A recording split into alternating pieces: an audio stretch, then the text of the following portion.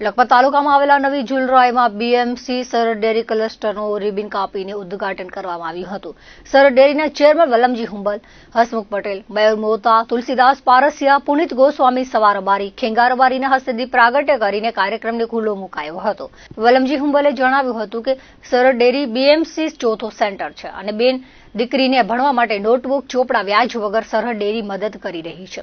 75,000 લોકો દૂધ મંડળી સાથે જોડાયેલા છે। તત્કાલીન મુખ્યમંત્રી અને અત્યારના વડાપ્રધાન નરેન્દ્રભાઈ મોદી સરહદ ડેરીની સ્થાપના કરી છે। ત્યારથી કચ્છ પ્રત્યે લાગણી છે અને સરકારની ઘણી યોજના છે। પશુઓ વીમા યોજના પણ સામેલ છે તેવું હસમુખ પટેલે જણાવ્યું હતું। લખપત તાલુકામાં 1 લાખ લીટર દૂધ એકત્રિત થાય છે અને તાલુકા પંચાયત પ્રમુખના પ્રતિનિધિ જશુભા જાડેજાએ જણાવ્યું હતું કે કાંઈ પણ કામ હોય તો તાલુકા પંચાયતમાં આવજો તેમજ મોટી સંખ્યામાં રબારી સમાજના આગેવાનો તેમજ બહેનો પણ ખાસ ઉપસ્થિત રહ્યા હતા। કચ્છમાં ક્લસ્ટર બીએમસી નાખવાનું સરહદ ડેરીએ નક્કી કરેલું અને એના ભાગરૂપે લખપત તાલુકામાં આ ચોથું બીએમસી છે। ક્લસ્ટર બીએમસી રાખવાનું કારણ એ છે કે જે તે ગામમાં એ મંડળી તૈયાર થાય એનું સંચાલન કરવા માટે તો 40-50% સરકાર સહાય આપે છે, ડેરી સહાય આપે અને બાકી મંડળીએ ભોગવવાનું, એટલે લગભગ 30 થી 40 લાખના ખર્ચે આ ઝુલરાય ક્લસ્ટર બીએમસી તૈયાર થયું છે અને એનો લાભ આજુબાજુના લગભગ 10 થી 11 ગામોને મળશે અને એ ગામોને દૂધ પહોંચાડવા માટે સરળતા રહેશે।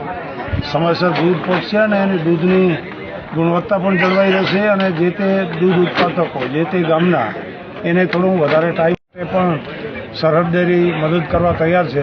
કોઈ પણ પશુપાલકનો દીકરો કે દીકરી ઉચ્ચ અભ્યાસ કરવા માંગતા હોય તો 20 લાખ રૂપિયાની વગર વ્યાજે સહાય સરહદ ડેરી આપે છે અને 20 લાખ રૂપિયા એના મા બાપે ભરવાની ચિંતા નહીં કરવાની।